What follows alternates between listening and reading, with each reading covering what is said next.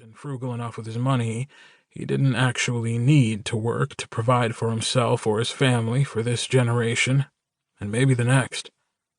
Daniel had accomplished his grand plan and lifelong dream.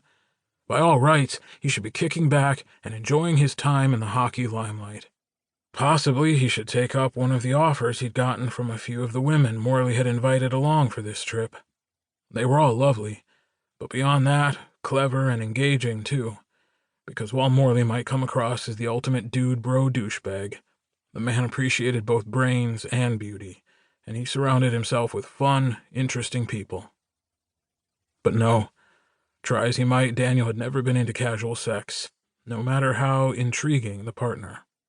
So there he sat, ruminating while the ice in his glass melted and watered down his drink.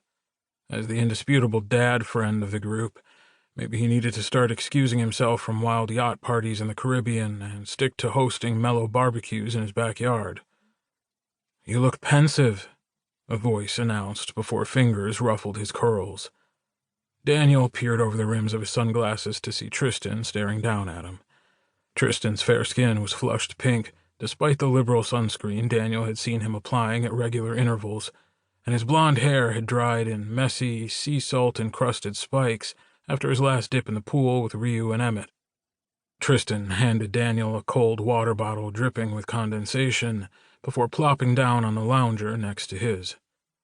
"I noticed you've been nursing that rum runner for the past hour. Figured this might be more your speed right now." "Thanks," Daniel said. He set the glass on the table beside him and cracked the bottle open. A few sips went a long way to easing his parched throat, but that itch in his brain was still there.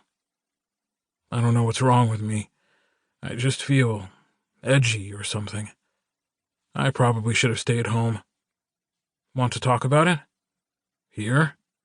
Daniel used his bottle to gesture to the drunken dancing and body shots currently happening across the deck. Tristan snorted. "Do you think any of them will even notice what we're talking about?" Daniel tipped his head, conceding the point. "True.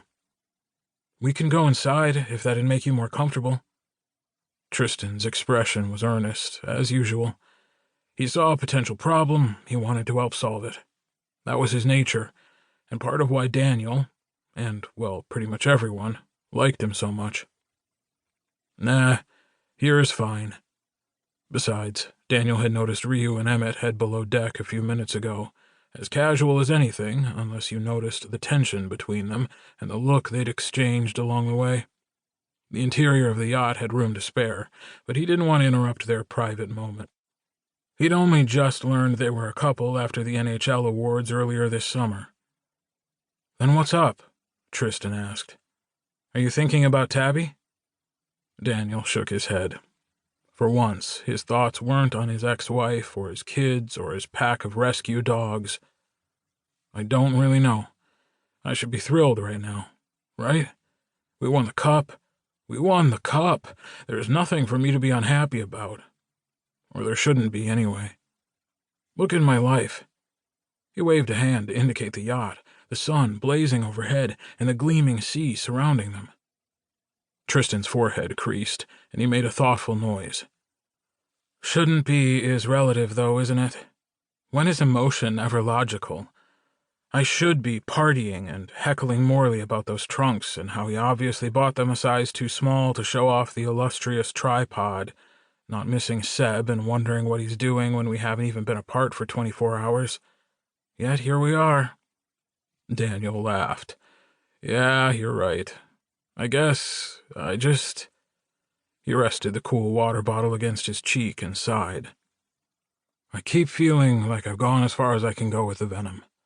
That should make me happy. It does make me happy," he corrected himself.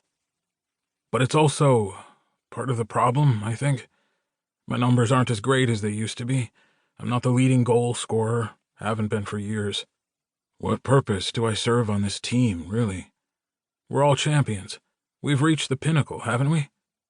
"You're our captain," Tristan said simply. "You're an amazing leader. Everyone on this team looks up to you, Bellzie. You know that." "I do know that." Daniel cherished the esteem, the respect, the faith his teammates